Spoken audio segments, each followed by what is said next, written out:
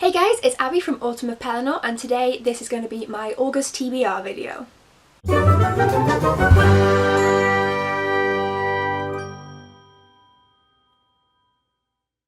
Now, August is going to be an interesting time for me because we are finishing off the booktubeathon. The majority of it takes place at the very beginning of August. I'm looking for another readathon to do in August as well, because in September I'm moving down south to go do my master's degree, and so I'll have to leave most of my books behind. So I'm trying to read as many physical books as possible, although I still have included some ebooks. So first of all, I'll go into the books that are on my TBR for the rest of the booktubeathon.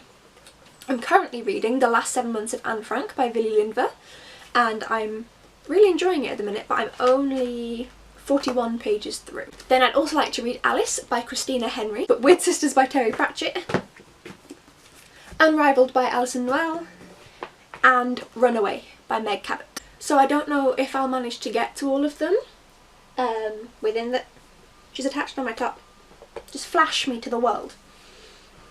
I don't know if I'll be able to get through all of them for the booktubeathon, but fingers crossed. And then we come to my actual TBR for August. So now on to my regular TBR for August. The first book is Of Blood Exhausted by Jamal Evans. I would put a cover picture up here, but there isn't one yet. This is the third book in the Blandford Candy series, and I'm being one of the beta readers for Jamal and reading through it, and I really want to actually get to it, so I'm setting aside time to get to it. Book number 2 is King of the Seven Lakes by A.B. Endicott. I absolutely loved Queendom of the Seven Lakes, and I'm so excited to get into this one, and it's another one where I've prioritised it because I really want to get to it and I've not been giving myself the time. Then book number 3 is Aru by David Meredith. This is a copy that the author has sent for me to review, and it's self-published, so I'm presuming most of you won't have heard of it.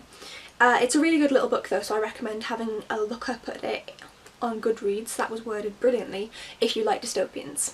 Next is Mystery of the Three Quarters by Sophie Hannah. This is her take on the Hercule Poirot from Agatha Christie.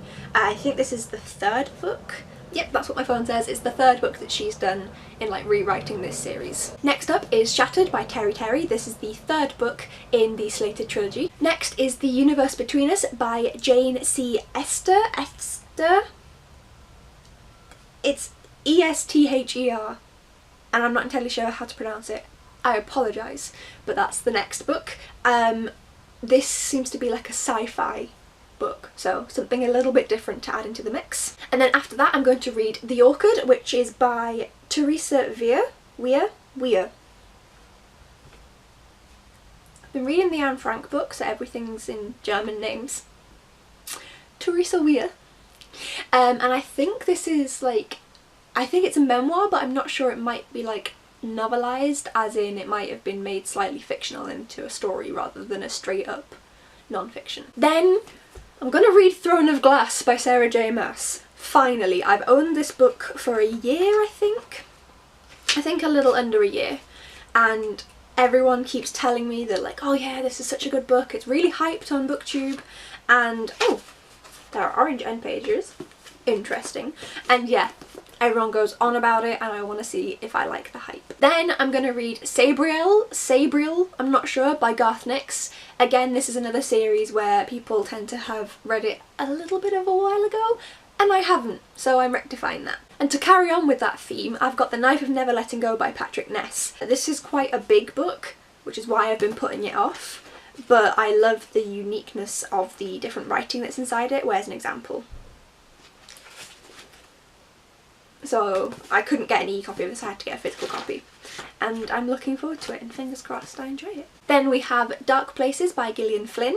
This is more of a thriller, if you know anything about Gillian Flynn, and I wasn't going to read it, but then Books and Lala keeps going on about her, and I'm like, I should give her a shot. So this is her shot. The second last book I'm going to get to is The Empathy Problem by Gavin Extance. It's about a man who I think is diagnosed with a brain tumour. Yes, and as it grows he starts to get empathy, because I think he was a banker. He was working ruthlessly to get to the very top of the banking game, and then this tumour changes how his brain functions a little bit, and he starts to become empathetic, the worst thing for a banker, but a great thing for a book plot. so hopefully this will be really good. And the last thing on my TBR is Truth Sister by Phil Gilbin. This came out last month? July, I think, 6th of July, and I got an arc of it from NYA Lit Fest and just didn't get around to reading it in time. But the concept sounds really, really good, and I would still absolutely love to like give this a review because there don't seem to be many people talking about it. It is set in the future in 2149, and it's in I think it's in a matriarchy, and they think, like, we follow a woman and they think it's all fine, yeah, the world's great, and then she realises that it's not all it cracked up to be. So fingers crossed, if this is executed well, this should be a really, really good book. So this is my TBR. Oh, there goes the cat under my bed. This is my TBR for August, and I'm not looking forward to picking it up for the thumbnail. So it's a rather large number of books, and I'm going to really have to make... Oh! I completely forgot.